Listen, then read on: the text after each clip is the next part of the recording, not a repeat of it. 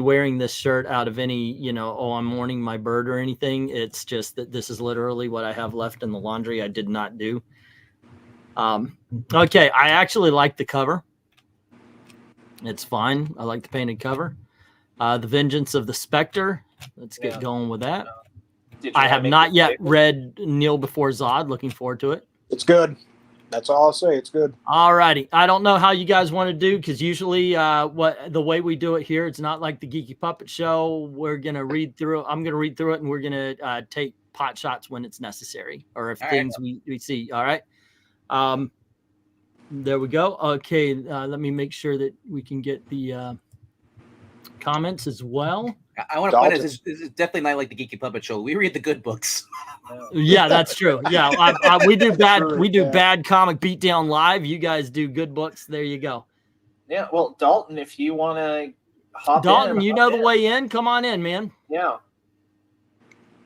He's shamming you when he has. I'm not moving to Boston. I'm not moving to Boston, MK. I'm moving to Indiana. Indiana, early morning. I thought you go to New York. I hear it's nice up there. Yeah. I up in the hills of California. They got tunnels under churches and everything. Oh fuck! I hit the wrong button. When you get to Indiana, you're going to have a pork tenderloin sandwich. You will love them. I'm pretty sure it's food. I am fat. Well, it is. Yeah. So they basically take a pork tenderloin, you pound it thin, and you guys have nachos in the north. The better ones are like this big. Oh, I'm actually breaded and deep fried, and then it's on a bun. Breaded meat, yucca. You get up to like Chicago and then get to Wisconsin, just food trucks everywhere. It's like, wait, you guys think you guys think everywhere. I know, no. Think like spaghetti casserole is pizza up there, though. No, that's disgusting. Pizza's pizza, bro. Pizza is thin. It's a thin crust. It's not that deep dish bullshit. Deep dish? That's in New York too. Lived until you've had. No, I'm just gonna say. No, I have. I've been in Chicago. I've had Chicago deep dish pizza. It sucks. I want to point out though that these guys in these food trucks, they are like the mail. They're like the post office. They're out there in the freaking middle of a blizzard, and they got their truck set up. And they. All right. Dalton, I just heard bumped in. He can find his way in. There he is. Yep. All right, so it's daybreak, and we see DC Comics presents a Spectre Calls, and we see a cabbie, which I guess is what's his name, Doiby. Yeah, his friend. Yeah. Which is why you never want to go to Sal's. The only honest butcher in the borough is DeLucas on 9th. Ask for Carmine. Tell him Doiby sent you. And we see a mysterious figure in the back. Yeah. I just want to point out too a couple names to keep in mind here: Andrew Marino and Katie Kubert. If you want to blame people besides Tim Sheridan, those are the two people to blame because they agreed. And editor and group editor, right? They're the ones that said, "Yep, not a big talker," he says to the mysterious man in the back. I think that's my friend up ahead. I guess he doesn't see me, and he says, "Must be in a real hurry. Wonder if he needs." And obviously, this is what's his name, Jim Corrigan, because he's like, "Keep driving, please. Keep driving." Oh yeah, whatever, Mister. And he sees we see Alan Scott kind of looking mysterious, walking around truck stop. Minor quibble. Why was that dialogue instead of a caption box? Yeah. What the whole bit with why is Doiby just kind of unpromptedly narrating to his passenger in the back seat? I don't know, but I just want to say something. I've never read this, and having watched the Doom Patrol show, I hope he's not like Negative Man, like where he just like every other page he's having a rendezvous with a guy. Yeah, actually, that's the way it's been going. Yeah, well, and you should be familiar with this. Alan's under the bridge. Yeah, but he ain't getting paid, yo. He can't even afford a closet to come out of. My guys get paid for their business in the truck stops and under the bridge.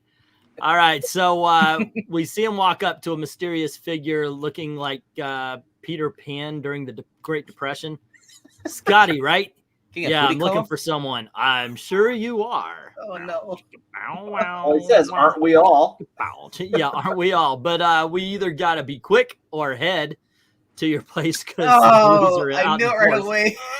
Yes. Wait, the wrong person is wearing red in this scenario, surely. Right. He goes, more than usual. The other guy says they say it's for our protection, like they suddenly want to save us, and says, save us from what? You ain't heard? Tommy's dead, Scott. I'm sorry. I know you two saw each other a lot. Tommy and a couple of regulars from the piers. See, that's your problem. You don't go to the piers. It's unsanitary. There's too much salt floating around. It just see, I was going to mention sticky. too. Well, now we know why Tim Sheridan is so salty. Too much exposure to the pier. Okay. Well, you said he looks like a Depression era Peter Pan. I'm going to say with that hat, he looks like a certain archer that we might know about. Is this supposed to be the first meeting of Green Lantern and Green Arrow? I don't want it to be. Please no. Let's see. Did he say a name? Yeah, I'm looking for someone else. Y'all. They say it's for protection. Yeah, okay. And a couple other regulars have been around the pier. People are saying they got scooped up or scooped, but they've been gone too long. You ask me. And they said, what happened to him? Drowned. Took a walk off the pier, I guess, or he met up with the wrong trick. Right. Where did the coroner take him? His hips at Alan Scott there. Okay. See, okay, first of all, yes, you got your workers, but you also have to hire the muscle. The muscle makes sure that the workers do not go too far from base. You want to make sure you're seeing. You never go to a second location. You never do that. Never. See, this is bad management. That's all I'm saying. This is bad management. See, I thought it was my job to make the obligatory gay jokes, but Eglantine seems to be doing it. I'm doing the managing. I'm doing the pimp jokes. So anyway, he goes, downtown morgue. I would say, did you say, Boots? If you want to pay respects, some of the boys and me are, and we see the cops are coming in to round up all the gays. Sorry. Yeah, Bakura. Every police officer is just Scottish by definition in these old stories. Of course. And $, ampersand, exclamation point. Oh my God. Yeah. Hey, it's typing. So we see the Green Lantern. This is in the boxes. The raids are becoming more common. I've had some close calls, but the law is clear. What happens out here is criminal, and the police are just doing their job, right? Well, at the time, it's horrible, horrible part of history. It's when they choose not to do it that irks me. Tommy was the first man like me that I met in New York. Now, are you talking about a superhero or just gay? No. Yeah. He was kind of a free spirit. Now and then, for a few moments, we made each other feel safe and alive. Wait, are they really going with Tommy used to work on the docks? Tommy used to work on the docks. The union went on strike. He's down on his luck. You know what? I did not know that. Like, that is fucking awesome. That is great. Yep. We are there. They're literally taking plot advice from songs now. Tim Sheridan not only made Alan Scott gay, he made a freaking Bon Jovi song gay. Gina worked the diner all day. They didn't have a thing because Tommy was so gay. Gino worked a diner all day. Was it Gino? I thought it was Gino. No, it's Gino now for this version. Oh, there you go, Gino. Oh, dear. So and it's probably the same diner that Dr. Destiny walks into in short order here. There you go. So Alan Scott and Spectre are right there. Yep. In the military, we spent our days 24/7 making obligatory gay jokes. Weren't they all obligatory? In between the race jokes, he worked on the docks or something rhymes with right. So we see Alan Scott's all suited up. He's with Jay Garrick. They're looking at a dead body. He won't get it from the police. There isn't even a case file yet. Okay, so I guess, he deserves justice. He won't get it from the police. Was his purple, though? They changed the coloring? I think that's right. I think it was on purple on the outside. Oh, I thought it was green on the outside. Okay. There will be, when we show them the connection, drowning plus burns on the wrists and ankles, just like the suspect you pulled off the roof of the bank. Just like Johnny Ladd. Who? Listen, if you have more information for the authorities, you should. And Alan cuts him off, saying they closed the bank case before it was even open. Men like these are considered criminal deviants. Investigating their deaths would be a misallocation of resources. The police. Okay, wait. Did they just imply that telling gay jokes is some kind of inherently homophobic thing? So that, like, gay people who make gay jokes themselves must have, like, internalized homophobia or something? No, they were saying it is absolute homophobia for the cops to be beating the shit out of the gay people and the gay people not getting the justice. That's what they're talking about here. Well, okay, but back before that, he was saying, like, we used to make the obligatory gay jokes, assuming. Oh, no, that wasn't in the book. I was reading a comment. Oh, okay. Sorry. But if you want a gay joke, he got beat to death with a nightstick. Yeah, blame the audience. Sorry, it's sad that I honestly considered that the writer was that dumb for a second. Oh, the writer's Rhaegar, your commentary is more interesting than what's going on in the book right now. We need to be clear about something. Tim Sheridan is not the one who turned Alan Scott gay. That was Jeff Johns back in 2011. There you go. So Flash says the police have a very difficult job, and Green Lantern says, "And crimes against criminals make that job easier. I'm not blaming the cops. It's just the world we live in." And Flash saying, "And the world will always see things in a new light, Lantern. Never fast enough, Flash. I get it. This one's personal for you." Green Lantern replies, "What the hell does that mean? If you have something to say, you want to say it." He just said it. What more needs to be said? Is he getting mad because he's dancing around the fact, like he's in denial of the fact that he is gay, and Jay's alluding to the fact that he's gay? No, I think what we're supposed to take from this is he's paranoid about anyone who says anything implying that he might be gay because he's worried about getting caught and thrown in jail or something. Oh, well, I thought Jay already at knew. the same time, so Jay doesn't know. I mean, he doesn't know Jay knows, or they haven't talked about it yet. I don't think we're supposed to assume that they know. I think we're supposed to assume that Alan has tried to keep it secret. Okay. I think. But as far as Jeff Johns, that was James Tynion that did this back in 2021. Yeah, it was Jeff Johns back in 2011. I don't think Tynion was even at DC yet. This was right when it might have even been right before New 52. Because I remember that in Infinite Frontier Zero, he came out to his children saying he was gay. Yeah, that was before that. This was like post-crisis. Yeah. All right. Originally, it was his son that was gay, wasn't it? Not him. Yeah, Obsidian. Yeah. So I mean, my interpretation, at least, of that is Jay has an inkling, but I mean, it's not an accusatory tone. He says, "Hey, I know this is personal for you," and then Alan lashes out because he's so paranoid that he. I think it's we're supposed to read it as Alan is being paranoid and he doesn't want. He's trying to play his cards close to the vest and it's not working because, hey, Alan, here's a tip for you. If you don't want to be called out for being gay, try not reacting like this paranoid schizophrenic nonsense every time someone makes a gay joke or a gay reference. Yeah, that might help. Yeah, it might help you pass a little bit easier. Okay, so are in the next panel.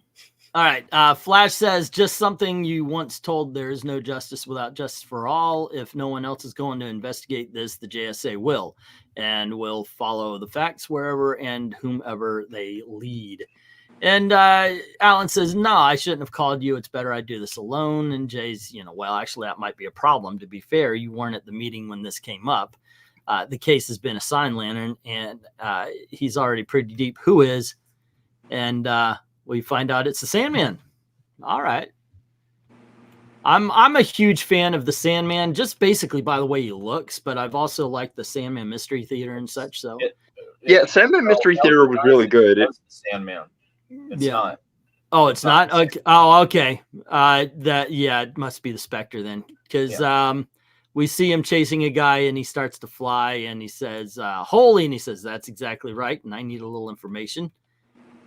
And he gets it by delving into his mind. And Green Lantern says, "You might have simply asked him." He says, "This way was faster and a little bit fun," which I got to go. Look, so far, okay. I mean, he's not white, pale and all that kind of stuff, but We've seen him as Corrigan before, but I never thought and never took from the Spectre that his job was either fun or not fun. It just was. No, Yeah, the Spectre was the least bit whimsical. He's the spirit. He's the spirit of like Old Testament vengeance and wrath and what have you. Now, like, if you go back to the Golden Age comics, he was just a crime fighter in an outfit. So yeah, you would have jokes and such like that. But since he became the wrath of God, it was a different story. So anyway, that's gonna come back to bite us here in a couple panels as well. But we'll get to it when we get to it. Green Lantern says, late, you didn't even know I was coming. He says, the eyes of God sees all things. And he says, what about the eyes of you? Not quite as much, but he has a way of filling me in on the rest. And then they say, all right, let's go after I slip into something less comfortable. And he says, go where? And he's the Spectre again. He says, record storage for the forensics first precinct. Corrigan, look, I just came to tell you that you can stand down. I've already got the bank, Chelsea homicides covered. He says, when I'm in the outfit, I really need you to call me the Spectre. Bum, bum, bum. And I got to say, okay, we could talk about this. Spectre is one of the most simple yet awesome looks ever in comic book. Yeah. Still think he needs an update on his costume. What? I still think he needs an update on his costume, but that's me. Okay, first time I heard you say nutbag, and I'm like, no. What? All right, so okay, moving on.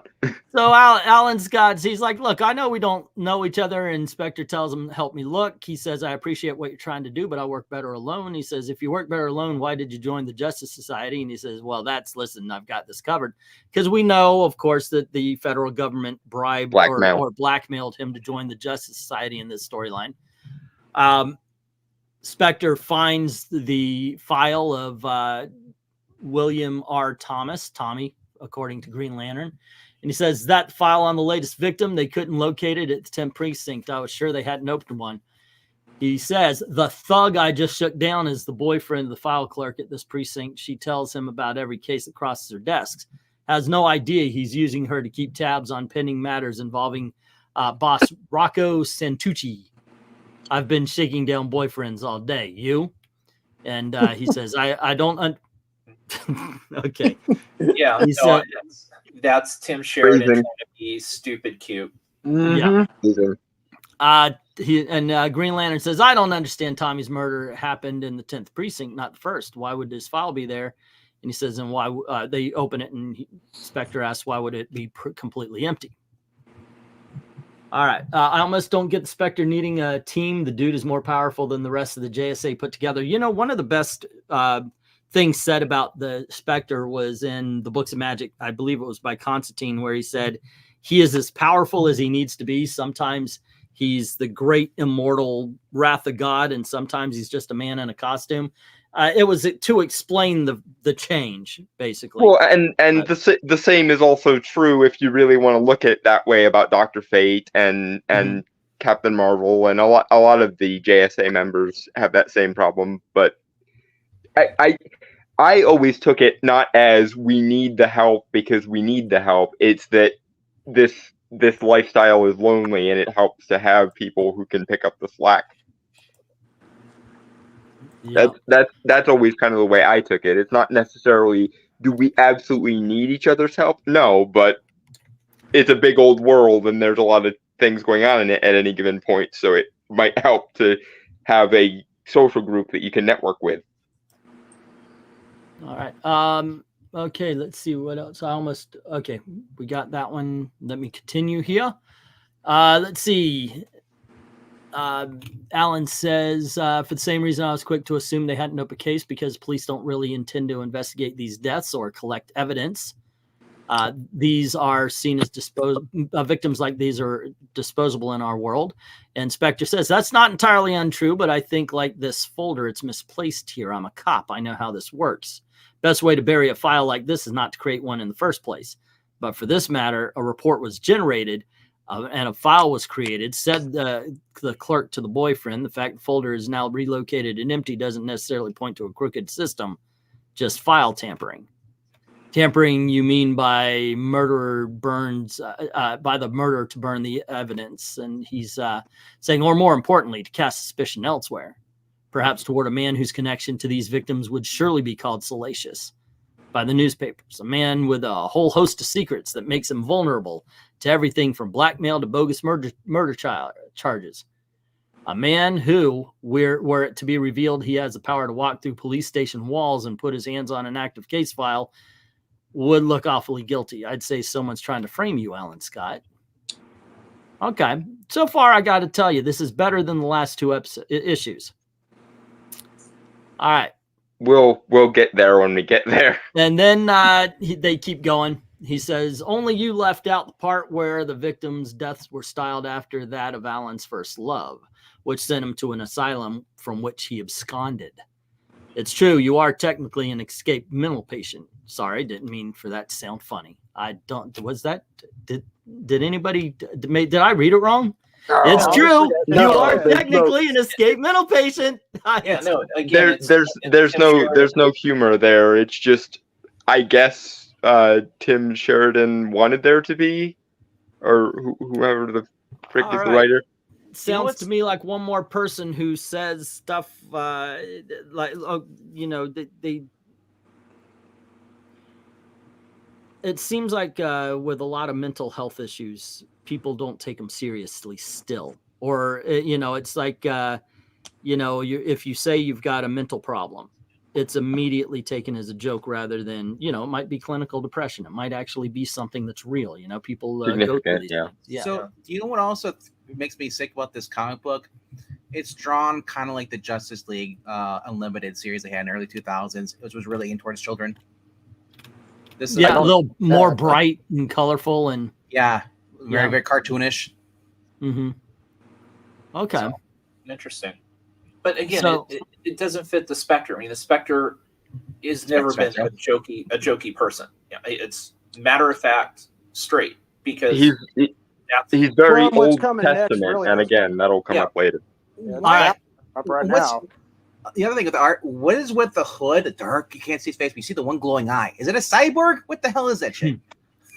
Yeah, why not? It's supposed to be ambiance is what they're going for, but so they he says the art's not good. I recently died and became an agent of the Almighty. You're not the only one dealing with identity issues. And Alan says, is this really about me, isn't it? Or this is really about me, isn't it?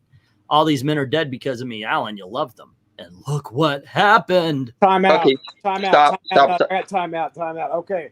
So the Spectre is an agent of the Judeo-Christian God, correct? Yes.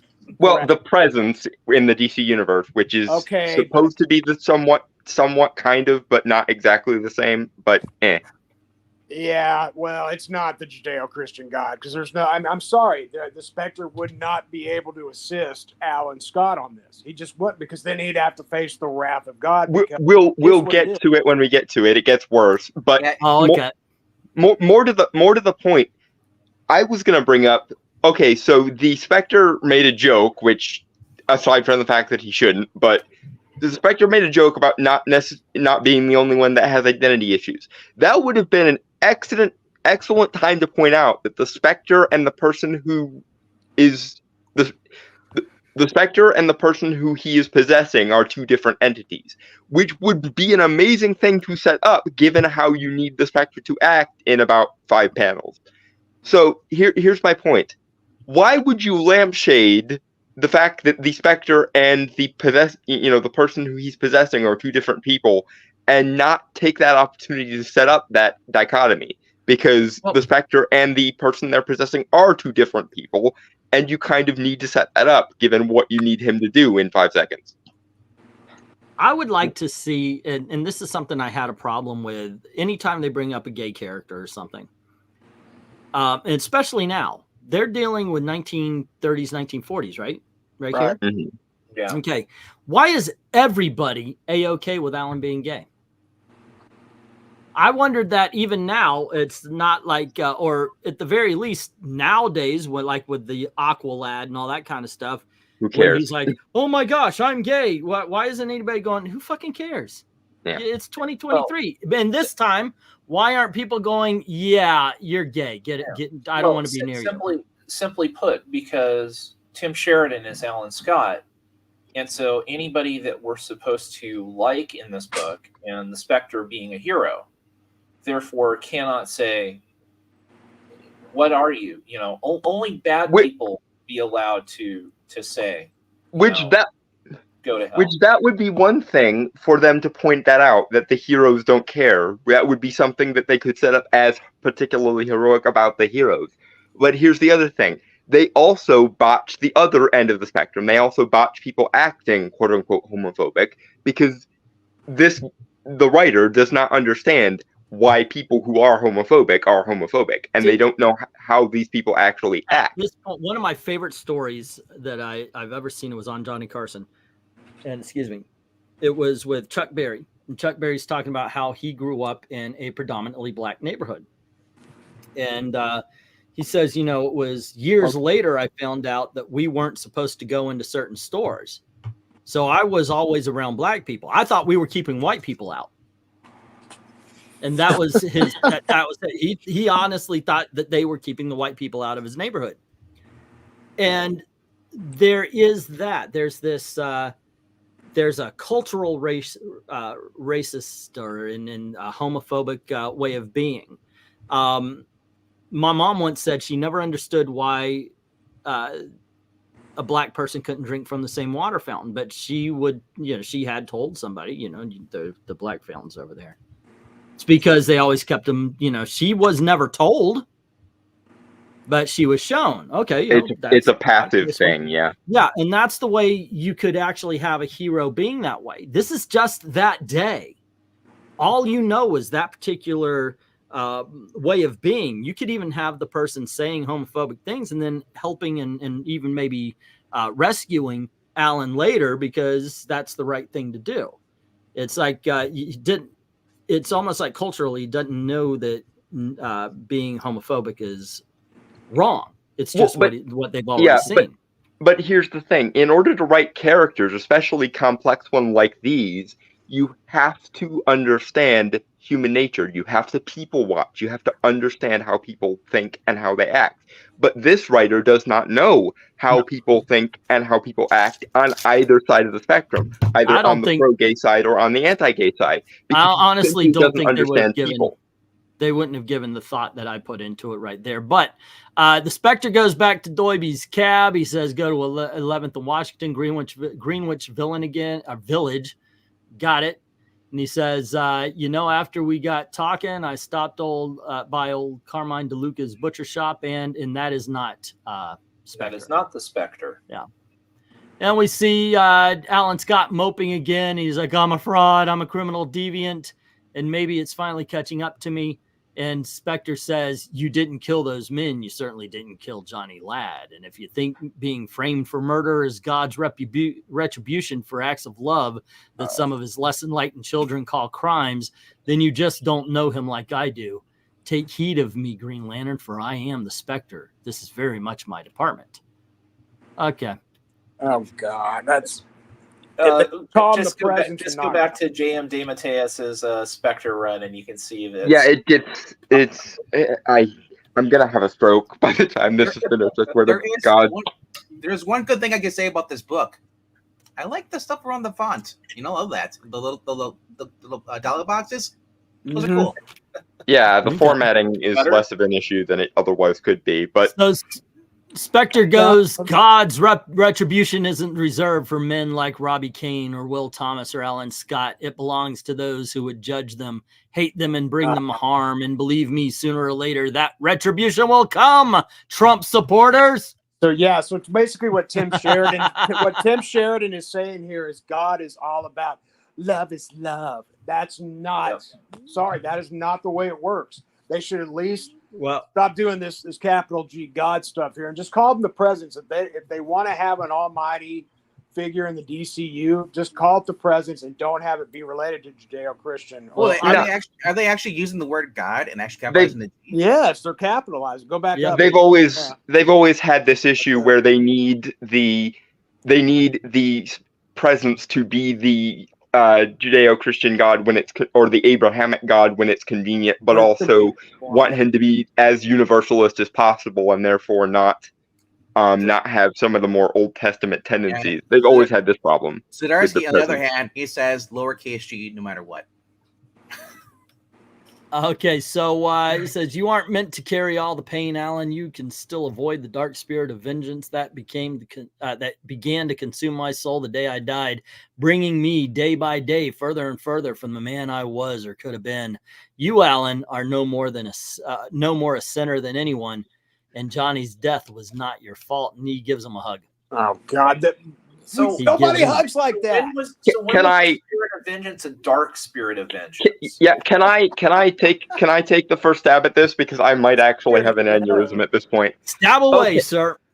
Okay, so for starters, you could, in theory, get away with some kind of distinction between the Abrahamic God as written in the scriptures and the presence in the DC universe. And even then, there's a certain argument about translations and what the scripture actually means and whatnot. And a smart writer might actually be well informed enough on this topic to actually make some of those arguments. But for starters, they didn't set that up. Two, even if we're supposed to take it that the presence is different from the Abrahamic God because reasons, which is usually how it works, the Spectre specifically is the spirit of freaking vengeance. He is the part of God that thinks in the Old Testament or Sharia is too soft kind of vengeance, and he always has been. In the 90s, for God's sake, when acceptance of gay people was as much as it ever had been, there was a story written where the Spectre literally had to go and have a conversation with the Archangel Michael about, okay, how am I supposed to feel about this whole gay thing? Because the Old Testament inclinations in me say bad, but not in all circumstances and blah, blah, blah. And you could even set it up to tie this back into the lore of hell in the DC universe, because in the DC universe, nobody actually is sent to hell. Lucifer specifically says, we don't do anything to the souls that they don't think they deserve. They do it to themselves, basically. Okay. You could play on that, but they didn't, because literally nothing about how God works in the scriptures or in the DC universe has been referenced here. If anyone on the, white God team should be hugging Alan Scott right now, it sure as shit shouldn't be the Sharia is too soft freaking Spectre. Right. Which is what the Spectre's role usually is he's the Old Testament thinking part of God's nature, but whatever. All right. I will point out this, but first, Venkman, you have anything to add? Because I know you were quiet. Sometimes you do that because you think everybody's talking over. I'm actually eating nachos right now, so I'm trying to be nice for you. Go on ahead. I appreciate it. I just want to make sure I'm not seeing everybody because I've got the book in front of me. Well, yeah, that's usually how I do when we do the readings. I can't see Trusty's awesome expressions when he reads. Right, yeah. I've got the book in front of me. I can't see you guys. I can see comments, but not you guys. Yeah. All right. Literally, the only thing I like about this panel is the font, the dialogue boxes again. That's all I'm focusing on, because everything else is gay. Okay, you mean gay is in bad, like not a slur. It's just like they all they want you to know is that Alan Scott's gay, and that's to it. There's nothing else. I was about to point that out. That for the last couple of pages, they stopped the story dead, so Tim Sheridan in 2023 could say it's all right to be gay. Now, no fucking shit, you idiots. And by idiots, I mean anybody on the left who believes that anybody fucking really cares. They don't. Oh my gosh, they hate the gays. No, we're just saying don't fucking just don't. What page? Don't weaponize it. Thank you. Oh, you hate trans people. No, don't go after the kids. That's not the same thing. It's like, don't force us to say things we don't want to say. Nobody's saying they hate anybody for that. And gay was accepted, like you said, in the 90s. We were good. There were actually straight guys going, well, I could love a man, until they realized what that actually meant. Yeah. No, this is a pure power play by Tim Sheridan and Andrew Marino and Katie Kubert to take the one instrument of God in the DC universe and put in his mouth this gobbledygook about love and acceptance. Well, here's Here's the other thing about that. The Spectre isn't God's compassion, though. In the context of the DC cosmology, that's always been the Phantom Stranger's role. That's always been why the Phantom Stranger acts as such a balance to the Spectre.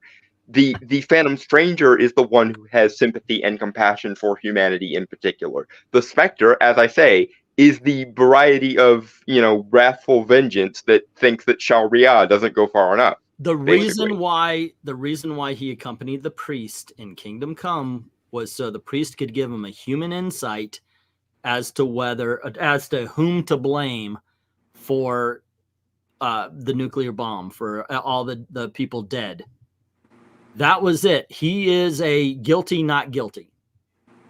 I want you to say guilty or not guilty. If any other words, which are not guilty or not guilty, come out of your mouth, I will find you in contempt. All right. So Spectre says, now it may surprise you to learn that I, the Spectre, am actually not that spiritual. Ironic, I know. And I tell you this so you'll understand I'm not spouting church doctrine or religious ideology. This is all very real for me. God is real. He's an actual voice that calls to me. Okay, I know you're groaning, but I get what he's saying. And this is the whole thing. A lot of times, and I've argued this with my brother, I'll argue this with a lot of the atheists who like to debate the existence of God. They're all wrong because they want you to prove your faith. And that in itself is, what do you call it when it contradicts? Oxymoron. Thank you, an oxymoron. Your faith is there. You believe in God. Now, in your heart, your belief might be so strong that you think you know, but honestly, you don't know. You believe in God, and that's what gives the power. To try to prove your faith, it actually goes against your faith. We're always supposed to, and it says so in the Bible too.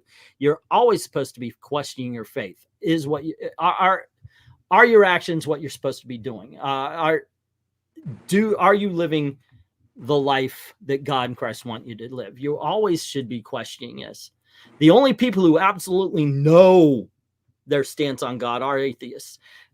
So having somebody who met God, who knows God, who has God in his ear, he wouldn't be religious. He wouldn't be spiritual in the way that we would talk. Now, is he an entity of spirituality? Yes, but he himself wouldn't have faith in God because he himself is an instrument of God.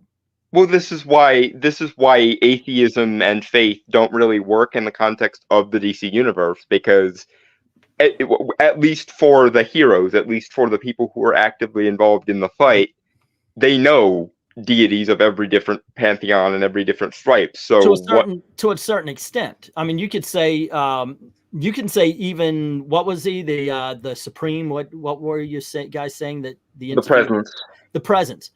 You can even say who created the presence, because you don't know. Now, the presence might actually be the top, but because you don't know that it absolutely is the top, you can still have faith in a higher power than you. Right, but what I mean is, it's hard to have these kind of faith versus atheism points at all in the in-universe logic of the DC universe, because we've seen the Spectre. He's there. He walks around. Same thing with Diana. Same thing with Hecate. Same thing. There are so many divine entities or adjacent or demonic entities that it's like, yeah, faith really isn't a question for the heroes anymore at that point. For the average Joe Smo on the street, sure, you can still have it. But for the people who, hobnob with gods and deities and angels and demons of every different stripe on a daily basis, now it's a moot point.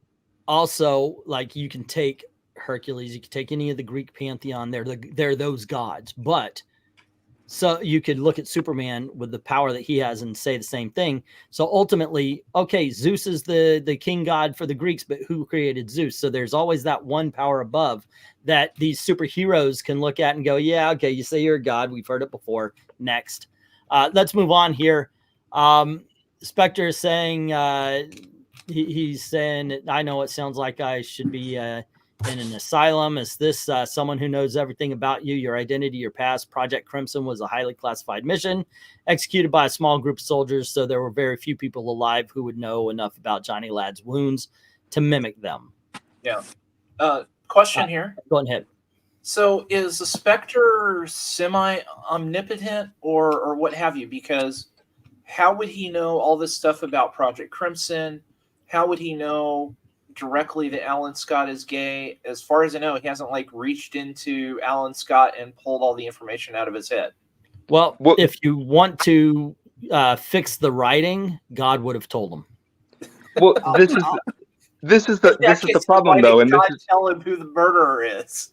Yeah, this is what I was complaining about earlier. They even set up that Jim Corrigan was having quote unquote identity issues, which lame segue, right. But sure. Like the Spectre and the person who the Spectre is possessing usually are seen as two different people, and the question is how much in control of his own actions or his own mind is Jim Corrigan right now? Is he the Spectre? Is he Jim Corrigan? Is he somewhere in the middle? Is he both? Is he neither? Like what? Well, I got to stop you so we can move forward. I'm getting to the end of my run here because it's 10 o'clock. I've got half an hour.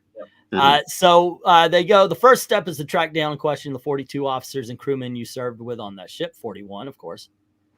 And if it isn't one of them, the next step is to identify every government official with a high enough security clearance to have read the Crimson Report, death and life, then power.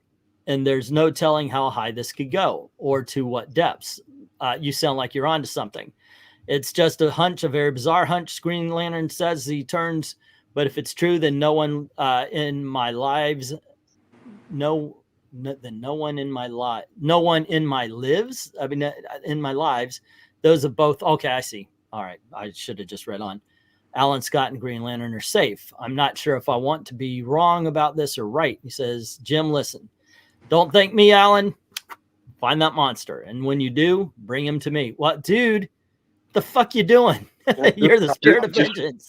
Just stay with him until the task is done, or do it yourself. Like, what? Okay, so we get back to Doiby. He's driving the guy with the red eyes. He says, you want I should keep the meter running? The guy says, yeah, I'm not finished yet. And then Green Lantern's thinking to himself, I wondered why it chose me, the voice, the light. Now I wonder if it was a choice at all, or if it could have only been me, because I was there the day it all started, the day I came face to face, the first of the two flames. Then we get a little news about a S-class submarine seen some 200 miles off the coast of Greenland. Green Lantern thinks to himself, there are so many things I still don't know. Every answer has led to more questions, and all those questions have led me home. I think I understand how.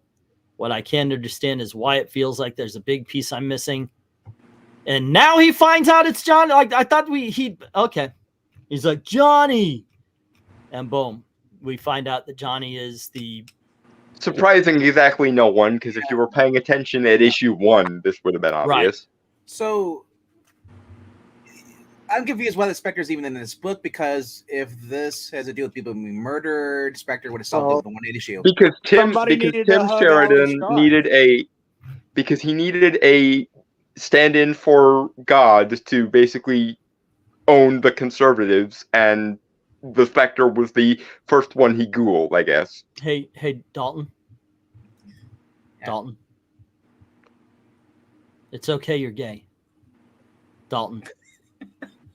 Being gay is good. It's okay, Dalton. I'm not gonna hug you though. I hate you people. I hate you only because you made this a joke. Only because you made this a joke. That's what that book was. That entire the whole point of that book was it's okay to be gay. Who didn't think so?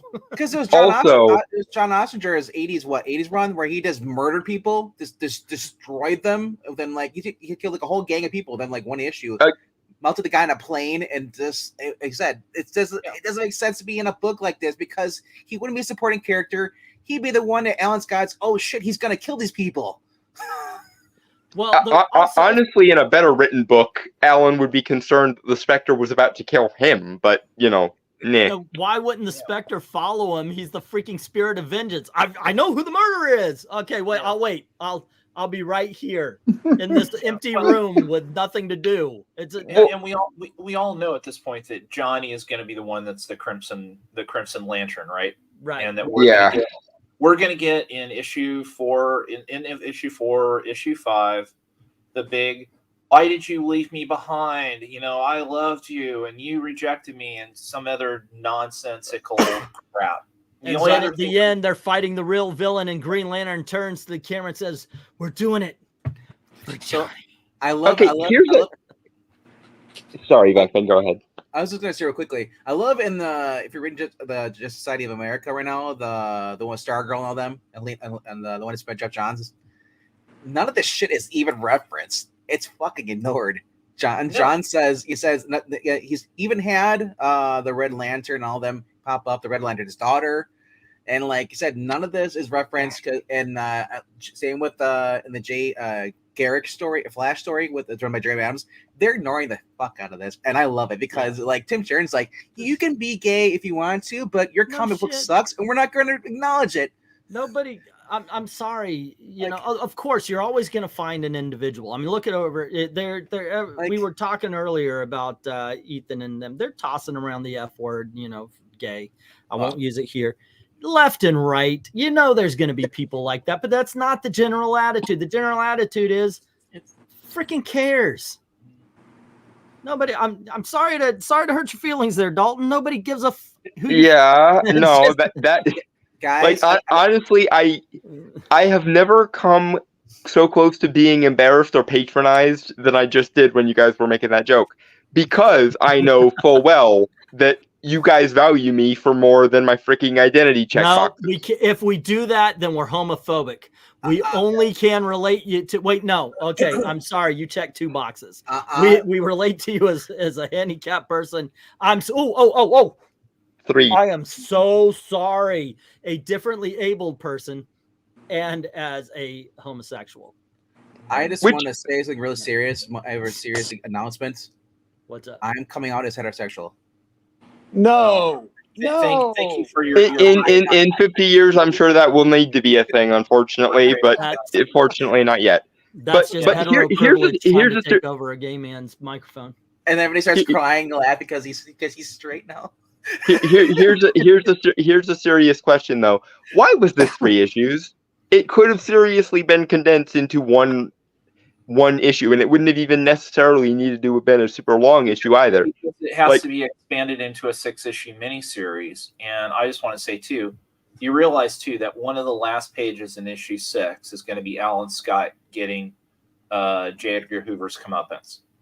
That he's going to something back at Hoover and triumphantly walk off because does Alan Scott know Hoover's gay yet? Has he discovered that? God damn it! It's insinuated. Go on ahead, say what you need to say there, Dalton. For all of the stupidity that was J. Edgar Hoover's tenure as head of the FBI, this book was so badly written it made me sympathetic to J. Edgar Hoover. That is how much they have fucked up.